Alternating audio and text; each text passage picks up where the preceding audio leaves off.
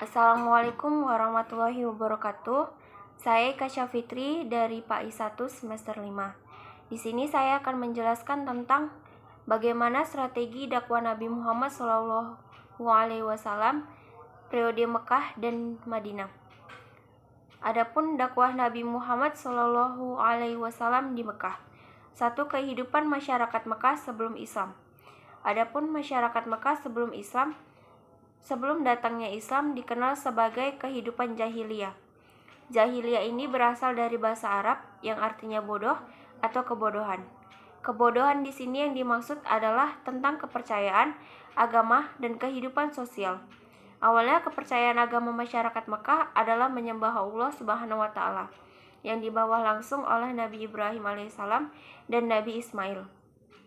Tetapi setelah itu Amr bin Luhai, pemimpin dari Bani Kujahah, membawa berhala ke Mekah. Dari masyarakat Mekah pun menjadi menyembah berhala. Dan kondisi masyarakat Mekah pada masa itu sangatlah hancur, di mana adanya zina dan hubungan-hubungan di luar nikah yang sangat bebas. Selanjutnya, adapun misi-misi dakwah dari Nabi Muhammad SAW untuk mengubah semua kebiasaan buruk penduduk Mekah tersebut. Beliau untuk mengajak meninggalkan sesembahan berhala, berjudi, dan meminum khamar. Selanjutnya juga dakwah Nabi Muhammad SAW di Mekah dapat dibagi menjadi 3 tahap, yaitu 1. Dakwah Nabi Muhammad SAW secara sembunyi-sembunyi dilakukan selama 3 tahun. Selanjutnya, berdakwah Nabi Muhammad SAW secara terang-terangan selama 6 tahun.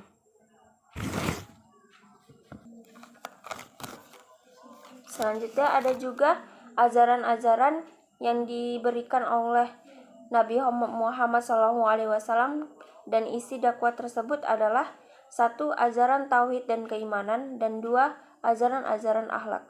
Adapun ajaran-ajaran tauhid keimanan yaitu mengajak masyarakat Mekah untuk menyembah Allah Subhanahu wa taala, beriman kepada Rasul, dan beriman kepada hari akhir. Selanjutnya ajaran-ajaran akhlak. 1. Mengajak manusia selalu berbuat baik dan mau meninggalkan perbuatan dosa. 2. Mengajak manusia agar hidup saling mengasihi, menyayangi, serta tolong-menolong. 3. Dilarang membunuh, menganiaya, berdusta, dan mencuri. Dan 4. Mengajak untuk mengasihi anak yatim dan piatu dan fakir miskin.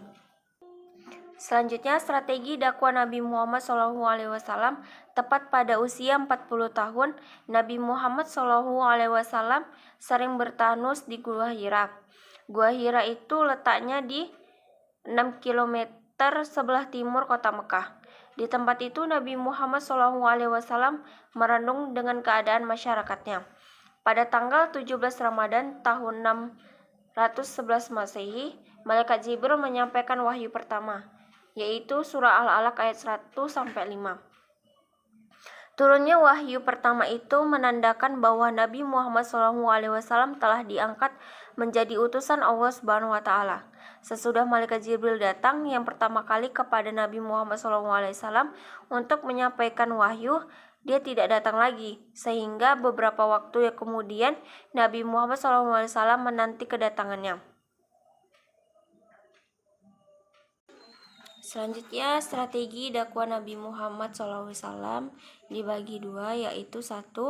Dakwah Nabi Muhammad secara sembunyi-sembunyi. Pada mulanya Nabi Muhammad SAW berdakwah secara sembunyi-sembunyi dan beribadah di tempat-tempat yang tidak diketahui orang Quraisy. Beliau melakukan dakwah selama 3 tahun. Semua ini dilakukan karena jumlah umat Islam saat itu belum begitu banyak, sehingga belum memiliki kekuatan yang cukup besar untuk menampakkan diri di tengah-tengah mayoritas masyarakat penyembah berhala tersebut. Adapun Allah Subhanahu wa taala berfirman dalam Quran surah Asy-Syura ayat 214 yang artinya, dan berilah peringatan kepada kerabat-kerabatmu Muhammad yang terdekat. Ayat di atas memberikan pemahaman kepada kita bahwa dakwah pertama kali dilakukan Rasulullah SAW kepada orang-orang terdekatnya, yaitu keluarga dan para sahabatnya. Pertama kali Nabi Muhammad SAW berdakwah kepada istrinya Khadijah, Kemudian beliau berdakwah kepada kerabat dekatnya atau para pemuda yang tidak puas dengan kondisi masyarakat di Mekah serta orang-orang miskin yang tertindas. Selanjutnya ada pun nama-nama yang mendengarkan atau mengikuti strategi dakwah tersebut, yaitu 1. Khadijah, istri dari Nabi Muhammad yang pertama kali masuk Islam, kedua Ali bin Abi Thalib, ketiga Abu Bakar, dan Zaid bin Harisah adalah kelompok orang-orang yang pertama yang memeluk Islam. Selanjutnya beberapa orang-orang mengikuti dakwah Nabi Muhammad SAW. Mereka antara lain Utsman bin Affan, Abdurrahman bin Auf, Jubair bin Awam, Sa'ad bin Abi Waqqas, Tahla bin Ubaidillah, Abu Ubaidillah bin Jarrah, dan Arqam bin Abil Arqam. Untuk sementara waktu, kegiatan dakwah dipusatkan di rumah Arqam bin Abil Arqam. Orang-orang yang memeluk Islam pada generasi awal itu disebut as-sabiqunal awwalun. Selanjutnya, strategi dakwah secara terang-terangan. Nabi Muhammad SAW melakukan dakwah secara sembunyi-sembunyi. Kemudian turunlah wahyu menyuruh beliau untuk berdakwah secara terang-terangan. Dalam surat Quran surah Al-Hijr ayat 94. Selanjutnya ada juga hambatan dakwah Nabi Muhammad SAW di Mekah. Pada awal dakwahnya, Nabi Muhammad SAW mendapatkan tantangan dan hambatan. Ketika paman beliau masih hidup yang bernama Abu Thalib, Nabi Muhammad SAW mendapatkan perlindungan. Pada masa itu di Jazirah Arab berlaku kebiasaan melindungi salah satu keturunan atau keluarganya. Nabi Muhammad SAW berasal dari Bani Abbasiyah. Pada saat itu, Bani Hasyim sangatlah dihormati. Kakek Nabi Muhammad SAW yang bernama Abdul Muthalib adalah penjaga Ka'bah semasa hidupnya. Adapun Abu Thalib adalah pengatur pembagian air Zam-Zam. Jabatan tersebut sangatlah terhormat. Banyak tokoh kafir Quraisy yang membujuk Abu Thalib agar melepaskan perlindungan terhadap Nabi Muhammad SAW. Di antara tokoh-tokoh tersebut adalah Abu Jahal, Abu Lahab, Abu Sufyan, dan Utbah bin Rabi'ah. Mereka sangat bersemangat dalam menghambat dakwah Nabi Muhammad SAW. Adanya desakan untuk menghentikan dakwah bertubi-tubi sangat membuat Abu Thalib goyah. Akhirnya dia juga berusaha membujuk Nabi Muhammad SAW untuk menghentikan dakwanya. Para pengikut Nabi Muhammad SAW juga banyak mengalami siksaan karena keimanannya.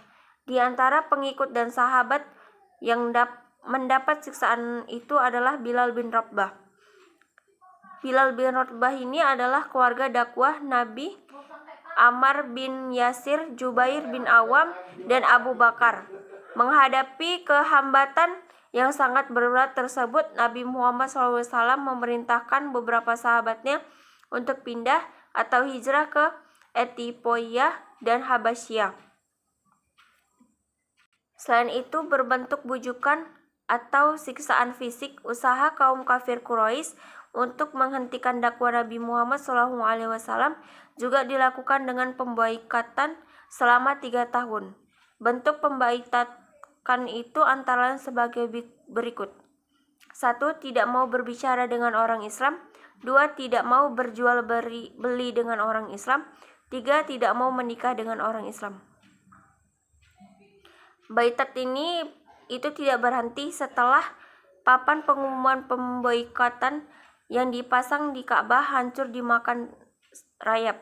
Selain itu, beberapa orang dari kalangan kaum kafir Quraisy tidak tega melihat akibat pemboikatan tersebut.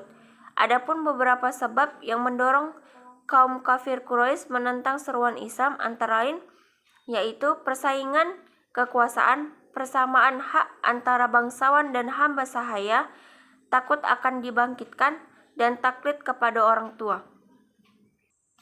Selanjutnya saya di sini akan menjelaskan dakwah Nabi Muhammad di Madinah. Madinah sebelum kedatangan Islam. Sebelum kedatangan Islam, masyarakat Madinah menganut agama Yahudi. Nasrani, dan agama pagan. Pagan adalah kepercayaan kepada benda-benda dan kekuatan alam seperti matahari, bintang, dan bulan. Para penganut agama ini berkeyakinan bahwa mereka adalah manusia pilihan dan agama yang dianutnya adalah agama yang paling benar. Masyarakat Madinah terdiri dari dua kelompok besar, yaitu kelompok Yahudi dan kelompok Arab. Kelompok masyarakat Yahudi terdiri dari atas 3 suku utama, yaitu Bani Koinuksah, Bani Kuroizah, dan Bani Nadir. Masyarakat Arab terdiri dari suku utama, yaitu suku Aus dan suku Khazraj. Kehidupan kedua kelompok masyarakat ini tidak begitu harmonis.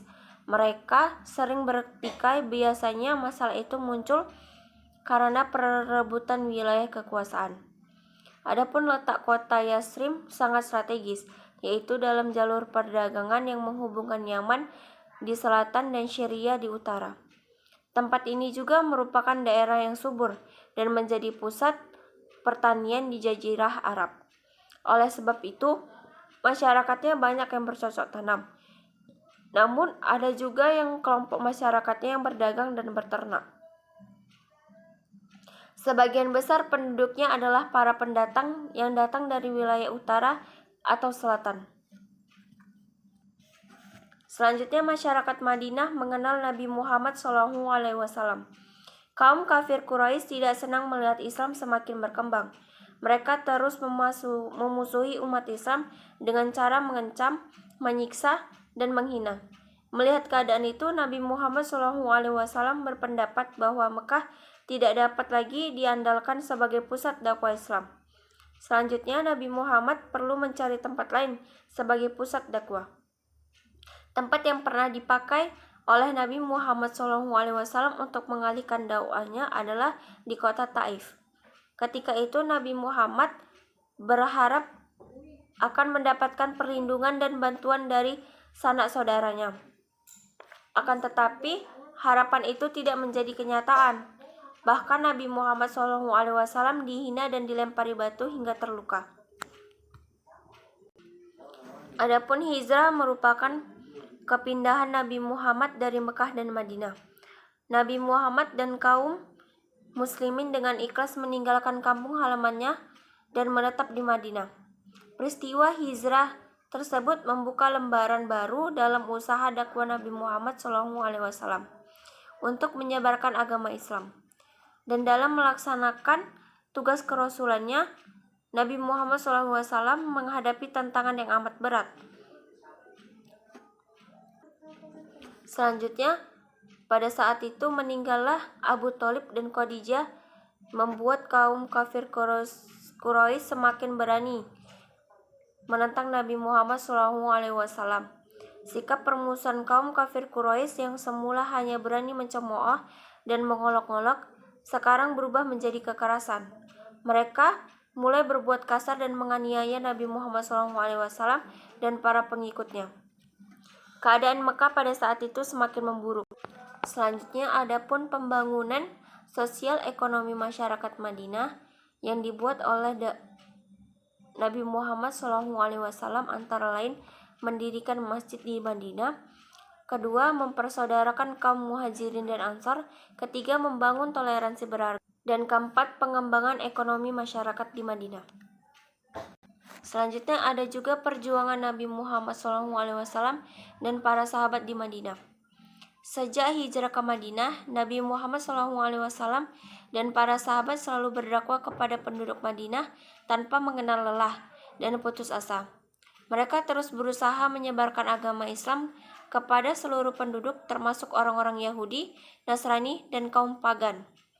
Mayoritas penduduk Madinah, terutama suku Aus dan suku Khazraj, menyambut baik ajaran Nabi Muhammad SAW yang menyatakan kesetiaannya kepada beliau menyebarkan ajaran Islam. Padahal sebelumnya mereka tidak menerima ajaran Islam.